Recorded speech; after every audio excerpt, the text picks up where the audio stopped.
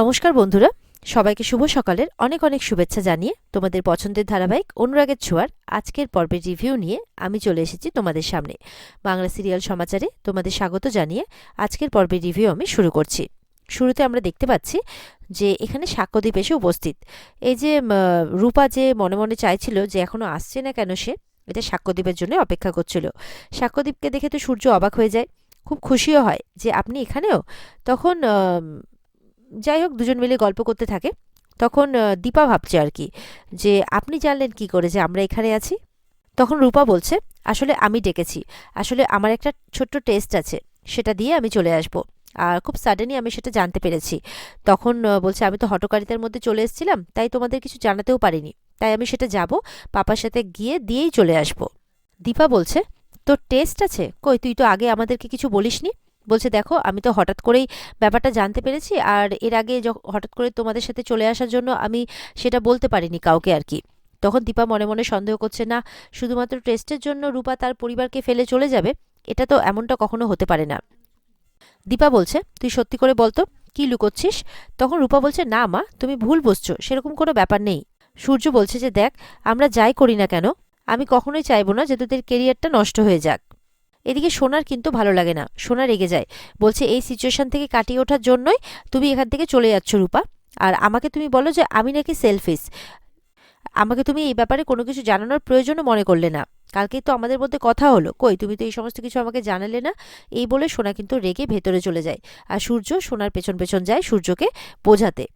সূর্যরা চলে যাওয়াতে দীপা বলছে, সত্যি করে বলতো রূপা, কি হয়েছে, কেন তুই যেতে চাইছিস? আমি জানি সাক্ষ্য স্যারও আমার কাছে কিছু লুকোচ্ছে। ওখানে সবকিছু ঠিক আছে তো? উর্মি, জয়, এরা সবাই ভালো আছে তো?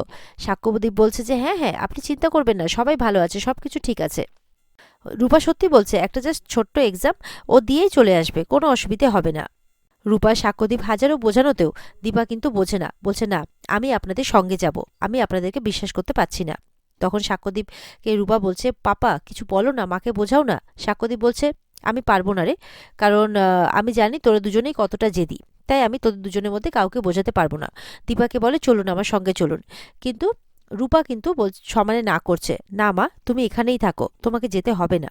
দীপা বলছে, রূপা, বাবা মা থাকতে তোমাদেরকে এত বড় হতে হবে না। এরপর সাক্ষ্যদীপ বলছে যে, দেখুন মিসেস সেনগুপ্ত, আপনি এবং আপনার ভাবনা সবকিছুই কিন্তু ঠিক। ওদিকে চারু বা জয় বা উর্মি, কেউই কিন্তু ভালো নেই, সবাই বিপদেই আছে। আর রূপা কুমারকে ধরতে চেয়েছিল, সেজন্য আমার এখানে আসা। তবে আমার এগুলো সবই বলা বারণ, কিন্তু তবু আমি বলছি বাধ্য হয়ে। দীপা বলছে যে, ডাক্তারবাবু আর সোনা দেখার আগে আমাদেরকে এখান থেকে বেরোতে হবে, চলুন। এই বলে দীপা, সাক্ষ্যদীপ আর রূপা বেরিয়ে পড়ে। এদিকে তো সূর্য তার মেয়েকে বোঝাচ্ছে সোনাকে, যে দেখো, এরকমভাবে বলতে নেই, তোমার পাতা মেয়েরও তো খারাপ লাগতে পারে না, নেহাতি ও বেশি ম্যাচিওর, তাই ও ব্যাপারগুলোকে হ্যান্ডেল করে নেয়, এরকমভাবে তুমি বলো না, আমরা সবাই একসাথে থাকবো। এই বোঝাতে বোঝাতেই বাইরে এসে দেখে যে রূপা, দীপা কেউই নেই। তখন লালি এসে খবর দেয় যে ওরা তো বেরিয়ে পড়েছে। তখন সোনা বলছে, দেখলে বাবা, দেখলে, আমি বললাম না যে ওরা সেলফিশ, ওরা নিজেদের ব্যবস্থা করে ঠিক এখান থেকে চলে গেছে, আর আমাদের কথা একবারও ভাবলো না। তখন সূর্য বলছে, না, তুমি ভুল ভাবছো, আমরা সবাই একসাথেই থাকবো, কোনো চিন্তা করো না। এরপরে সূর্য যখন ফোন করছে, তখন দীপা বলছে, ডাক্তারবাবু ফোন করছেন, এবার আমি কি করি? ওনাকে সত্যিটা আমি কিছুতেই জানতে দেব না, আগে ওনাকে নির্দোষ প্রমাণ করি, তারপরেই সবটা বলবো। এই বলে দীপা ফোনটা রিসিভ করে বলে যে, আমি একটু রূপার সাথেই যাচ্ছি, রূপার এক্সাম, তাই ওকে আমি একা ছাড়লাম না।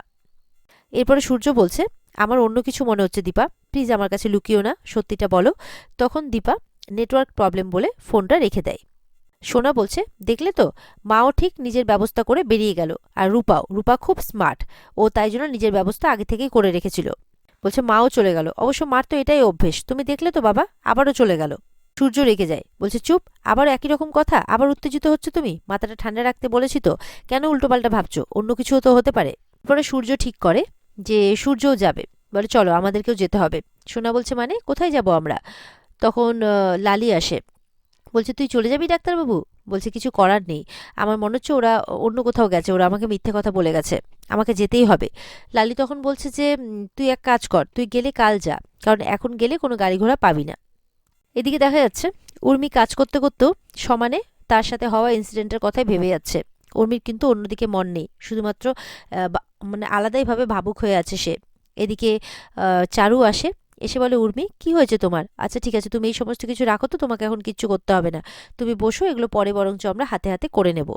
এরপরে উর্মিকে চা দিলে উর্মির সেদিকেও কোনো ধ্যানমন নেই। উর্মি জিজ্ঞাসা করছে জয় কোথায়। চারু বলে যে একটু বেরোলো, রাতের খাবার আনতে গেছে। তখন মানে কলিং বেল বাজে আর কি। আর কলিং বেল বাজতেই উর্মি ছুটে যায়, ভাবে যে হয়তো জয় এসছে এই ভেবে। দৌড়ে গিয়ে দরজা খুলতেই দেখে আবারও সেই গুন্ডারাই এসছে, যারা উর্মির সাথে বদমাশি করার চেষ্টা করেছিল। উর্মি তো দেখে আবারও ঘাবড়ে যায়, ভয় পেয়ে যায়, চারুও ভয় পেয়ে যায়। বাড়িতে কেউ নেই, শুধু ওরা দুজনেই আছে। গুন্ডাগুলোকে যেতে বলতেই ওরা কিন্তু চাকু বের করে, যে এখানেই শেষ করে দিবে তাদেরকে, যদি সত্যিটা না বলে। এরপরে কিন্তু উর্মির হাত ধরে টানাটানি করছে, যে চল, একে নিয়ে চল।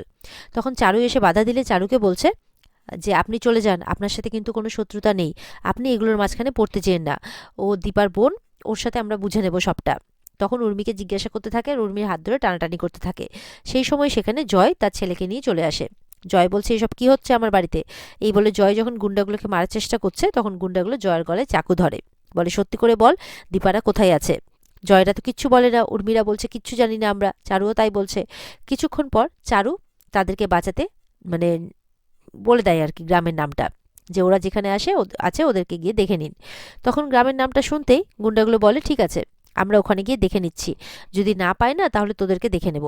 এই বলে গুন্ডাগুলো বেরিয়ে পড়ে। তখন জয় বলছে কেন বললে চারু, কেন বললে তুমি ওদেরকে গ্রামের নাম?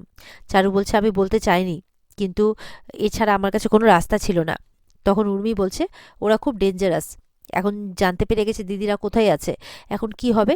দিদিরা তো ওদের সাথে পেরে উঠবে না। এই বলে চিন্তা করছে এবার উর্মি। উর্মি বলছে যে ওরা ওখানে গিয়েও লাভ নেই। তখন উর্মিরা বুঝতে পারে না, বলছে কি বলছো তুমি? বলে হ্যাঁ, ওখানে গিয়ে ওরা দীপাদের পাবে না। বলে কেন? বলে কারণ ওরা ওখানে নেই, ওরা আসছে, ওরা আসছে, এমনটাই বলছে চারু। তার মানে দীপাদের আসার কথাটা চারু জানে।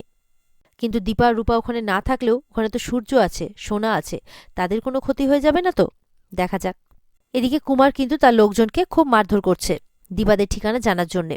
তখন তার গুন্ডাগুলো বলে যে ওদের খোঁজ পাওয়া গেছে, ওরা একটা গ্রামে আছে, এখান থেকে একটুই দূরে, তো আমরা কি এখন যাব? কুমার বলছে যাব না মানে এক্ষুনি যাব, নাহলে কি হাত গুটিয়ে বসে থাকবো নাকি? যাবো আর সব কটাকে টেনে হিচড়ে বের করবো, দিয়ে আগুন লাগিয়ে সব কটাকে জ্বালিয়ে দেবো। এই প্ল্যান করেই কিন্তু কুমাররা গাড়ি নিয়ে ওখান থেকে বেরিয়ে পড়ে। দেখা যাচ্ছে দীপাদের গাড়ি আর কুমারদের গাড়ি পাশাপাশি পাস করলো। কুমাররা ওদিকে চলে গেল, দীপারা এদিকে চলে এলো, কিন্তু কেউ কাউকে দেখতে পায়নি। এদিকে দীপা কিন্তু চলে আসে উর্মিদের বাড়িতে আর কি। এসে তখন বলে তোমরা সবাই ঠিক আছো তো? তখন উর্মি তার দিদিকে দেখে জড়িয়ে ধরে কাঁদতে থাকে। তখন চারু বলছে আমরা সবাই ঠিক আছি, কিন্তু যে ঠিক নেই বা যাকে সব থেকে বেশি সাফার করতে হয়েছে সে হচ্ছে উর্মি। দীপা তো শুনে অবাক হয়ে যায়, মানে কি বলছো তুমি?